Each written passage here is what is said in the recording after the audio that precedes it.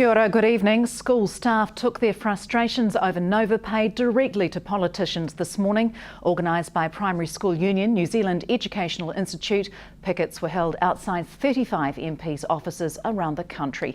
The payroll system was introduced 6 months ago and has had ongoing problems. Around 20 people were at Invercargill MP Eric Roy's office at 7 a.m. They were invited inside to air their concerns, also presenting Mr Roy with a letter asking for action. Mr Roy says the protesters have legitimate grievances and he can't disagree with the issues they face. He intends to contact Stephen Joyce's office. Among the picketers, a teacher who hasn't been paid in 17 days and a principal who described the Novapay system as more random than lotto. NZEI Southland Area Council Chair and Teachers Aide Joe Vaughan says Novapay is causing many problems in the south. In Southland, it is causing a huge issue for people not being paid, overpaid, underpaid, and also for principals who are taking time out of their role as a principal, having to deal with issues around payroll, and also, most importantly, our payroll clerks are spending many hours dealing with Novapay issues, trying to get it right. What kind of feedback are you getting from members around this? That they've had enough, they're stressed. I've known of people who have been on stress leave due to the issues, just dealing with all of them, continuous. Each pay round, one problem's fixed, another one appears, and they're not getting any less. How many members in the south do you think would have actually been affected by these issues? That number is hard to judge because, you've taken to each school, one person may have been paid correctly in one pay round, come the next pay round, there could be an issue. Now you yourself have also been affected. Yes, I have. I'm a sole income household and last pay round, after nearly 11 years of being on the payroll, I wasn't paid. Luckily, I work in a school that is very, very wonderful and were able to write me out a cheque, but it still does not solve the issue that I've not been paid. What do you want to see happen from the union's perspective? From a union's perspective, we would like to see the government fix the problem and fix it fast. This is not good enough. This cannot go on after 6 months. Appeals against Southland District Council's representation review were heard by the Local Government Commission today. The hearing follows Council's representation review last year, in which Council proposed reducing the number of wards from 12 to 5, the number of community boards from 12 to 8, and increasing community development area subcommittees from 16 to 19. Mayor Frana Cardno, Deputy Mayor Jim Copeland and staff presented Council's reasons for its proposal, and 6 appeals were made against the proposed review, including one from Federated Farmers and another from the Wallistown Community Board. A decision is expected by April 10th. The Southern Institute of Technology officially opened a new multi-million-dollar trade centre in Invercargill this afternoon.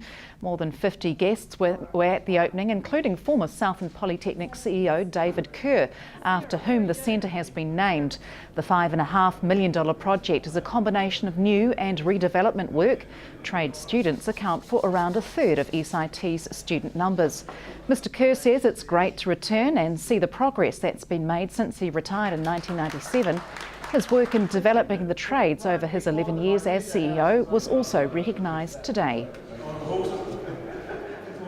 It feels good. It means that they've continued to think about the trades and where it fits in New Zealand society, because they're training not for Southland, they're training New Zealand-wide these days. And to be one of the 4 institutions who are now seen as leaders in this is a real honour.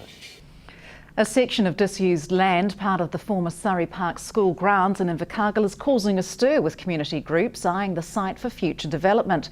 Invercargill City Council is working through the process of purchasing the site from the Ministry of Education, and while this is expected to take some time, it hasn't deterred some from making plans. The grounds of the former Surrey Park school site have been disused since the school was closed around a decade ago.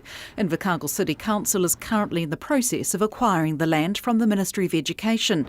While the site is yet to be purchased, there is already plenty of interest in its future use. But Parks manager Robin Pagan says no decision can be made until the land's acquired.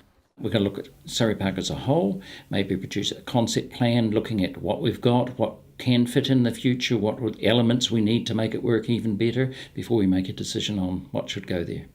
Cycling Southland is part of the collective who put forward the proposal, and Chief Executive Nick Jeffrey believes it's good use of the site. This is the hub from a sport and recreation point of view, so working closely with Cycling Southland, Sports Southland, the Southland Mountain Bike Club and the Southland BMX Club, a multi-use facility of that I think would be a great use. Mr Jeffrey says it's important the proposed family-friendly park is sustainable. You see something like the velodrome here that we live in every day. The key to it is that it's multi-use, and that certainly is how you get sustainable facilities when they're used by a broad cross-section of the community. Also part of the group, President of Southland BMX Club, Ginge Burnett, says the proposed bike park would be multi-purpose. Behind us would have a skateboard park, a bike jump park, a BMX track. You'd have a skills track for kids to ride around. You'll have some basketball hoops and just a few things like that. So when you front up here on a Sunday afternoon, your kids get a chance to do a bit of everything. Mr Burnett says if the proposal were to go ahead, it would be inclusive. It would be open to the public all the time. It might be used for some clubs from time to time, but it's just something that every family could just front up and get some sort of enjoyment out of. The proposal hasn't been discussed with Council yet. If it were to go ahead, the group says public funding would be needed. Council's purchase of the land is subject to evaluation. Margot Sutherland, South Today News. Still to come, the Air Force display their aerial acrobatic skills over Invercargill.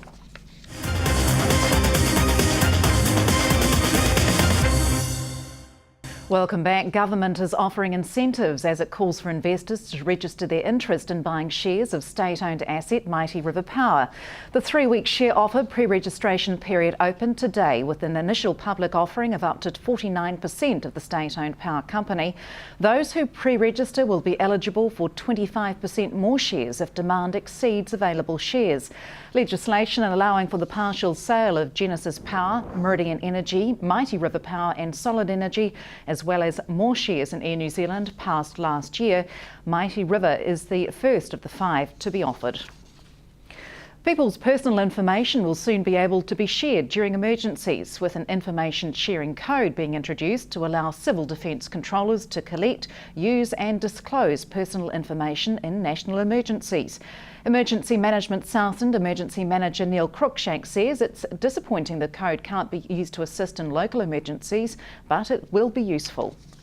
I think it will be very good, especially when you've got major agencies coming to the fore, such as the big government agencies where they've got lots of information, a lot of process in place to distribute information. So it certainly will be helpful in the Christchurch type earthquake, or perhaps something like a tsunami or a major biodiversity scare, something like that.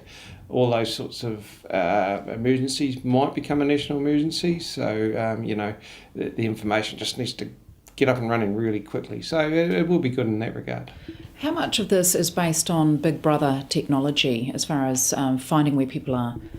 There's a certain amount of that. I mean, there is a lot of information out there, but to protect individuals and private concerns, then there is general rules do apply. That's why the Privacy Commissioner and organisations that are set up. So there is a lot of information out there. It's just getting hold of it at the right time for the right reason. So what sort of information are we talking about? I'm talking about private information, information that say that, look, I can't find my family members, can you tell me where they are? That sort of information in general terms would be protected or could be protected, but in an emergency, obviously, some of those rules need to be put aside and information needs to flow really quickly. So this has only been introduced at a national level in the case of a national emergency. What is the process locally? Yes, it is, and we're a wee bit disappointed by that because we would like to have seen it so that if it's a locally declared emergency, then these rules come into play. So locally now we would still have to look at what provisions are within the controller can use, and there is provisions within the Civil Defence Act that they can request different bits of information, but this would have cleared it up, so it's a wee bit disappointing in that regard. So ideally you would have liked something like this implemented at a local level? Yes, we would have, but the Privacy Commission has decided it's for nationally declared emergencies only, and the only one we've ever had in New Zealand is at Christchurch, but that's not to mean to say there won't be others in the future.